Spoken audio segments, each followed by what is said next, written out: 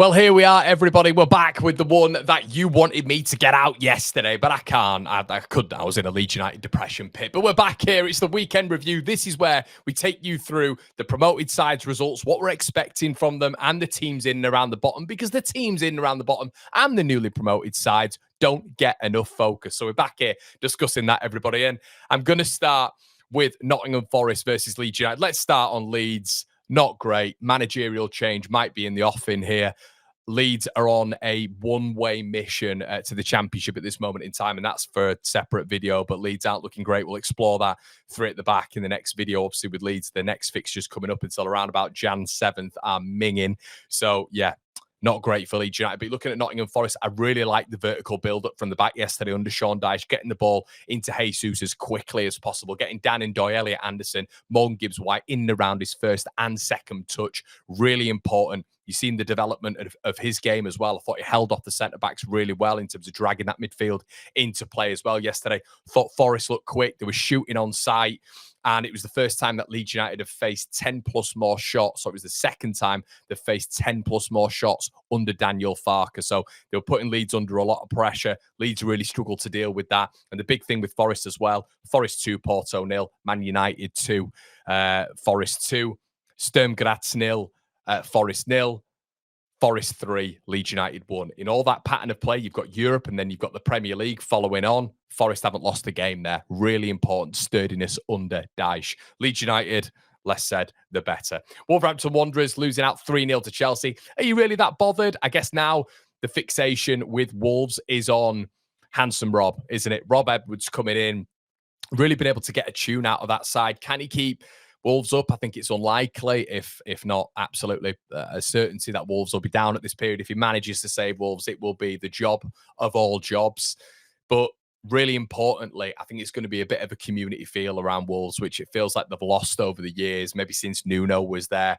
And that club man coming back to Wolverhampton Wanderers, actually choosing Wolves over in the top two before the weekend, and probably still now, actually. I've not checked. Middlesbrough, really important, a real commitment to the cause as well. Even if Wolverhampton Wanderers are going to be relegated to the Championship, that commitment to the cause from Rob Edwards builds a much greater picture, of which I'm sure the Wolverhampton Wanderers fans will be a little bit excited towards. The players will be sort of on sort of waiting of what's going to happen. Is it going to be, is he going to really be able to shift that mentality? Could Wolves get maybe 2 or 3 wins, which put them right back into the picture? I don't think so, but you never know. And Rob's done a very decent job this season with Wolverhampton, with Middlesbrough, and it will be probably the continuation of that 3 at the back, which we've seen with him when it comes to Forest Green, when it comes to Luton, obviously now when it comes to Middlesbrough. Wolves fans, let me know what you think about Rob Edwards in the comment section below. Okay, let's move on to Burnley. Now, this was probably a little bit more about West Ham. When Burnley brought it back, or when Burnley went 1-0 up, I should say, I was thinking this is going to be another Burnley Scott Parker masterclass, where against teams in and around them, Burnley just get the job done. And it's a fantastic credit to Burnley to be able to get that done. And I still think Burnley are a tough customer, especially for teams in and around the bottom 10. Look, the teams up at the upper echelon, they've struggled with, but I've mentioned this before, with the likes of Forest, with the likes of Leeds, Sunderland, which now looks like a very good win. Burnley are competing. They competed against West Ham. Was a little bit of a hammer blow, because I still feel like West Ham United are in the run, obviously in around that bottom phase, and are struggling a little bit. What I will say though, Burnley fans, is they've got the ability to change it, West Ham United. And now Nuno, after the Brentford and Leeds results, has managed to change the dynamic of that midfield. West Ham are a completely different proposition.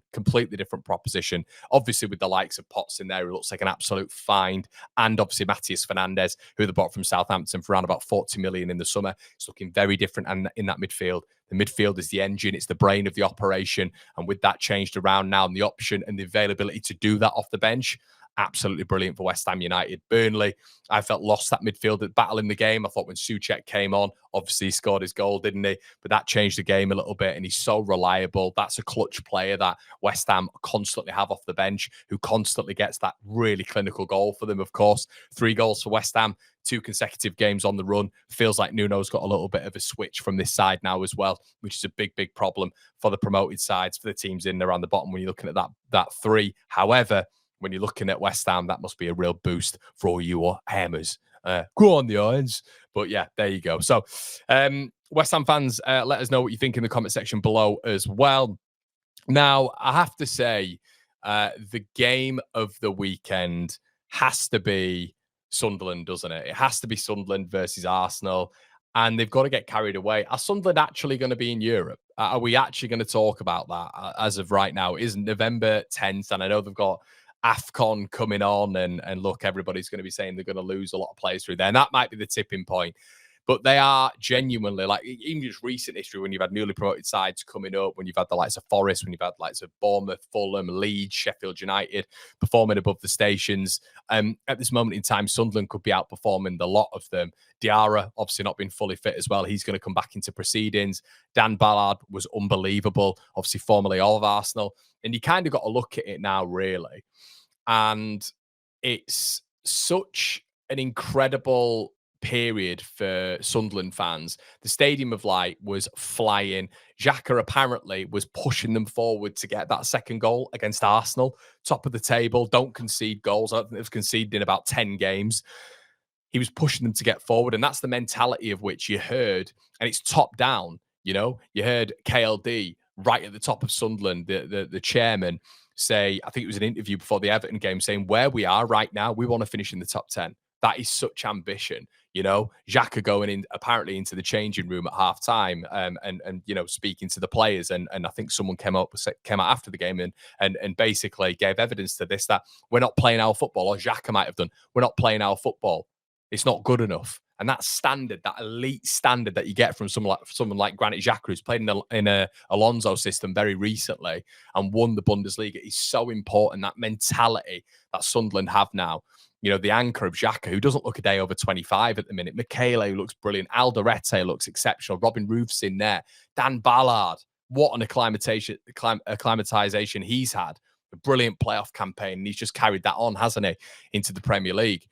Brian Broby, what a finish that was. And then once again, you're looking at it and the comparison that Sunderland really have right now, or they don't have a comparison really. They've got all three centre forwards who are all viable options. Brian Broby getting the assist, a really good assist, a really patient assist away at Chelsea to set up Talby.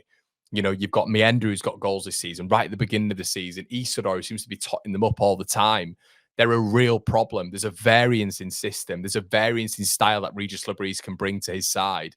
And it's a big thing as well when you're looking at Brentford in the summer, going or trying to approach Regis Labrise before getting Keith Andrews in. That's a massive positive indictment on Sunderland. Massive positive indictment. And I guess the only thing that they'll be thinking, Sunderland fans, is, what if a bigger club comes in, a real big top club comes in for Regis Labrise? That would be the only thing I'd be worrying about. But I actually wouldn't be worried about that right now, because you're on the crest of a wave. Enjoy this. And we're all jealous of you. Probably Forest fans are jealous of you. Every team is jealous of Sunderland at this moment in time, but especially the promoted sides. But yeah, Burnley, I think Burnley are still within the games and they're showing a lot of metal. Leeds, I think, are looking very vulnerable at the minute. Sunderland are looking absolutely fantastic, and everybody's jealous of Sunderland.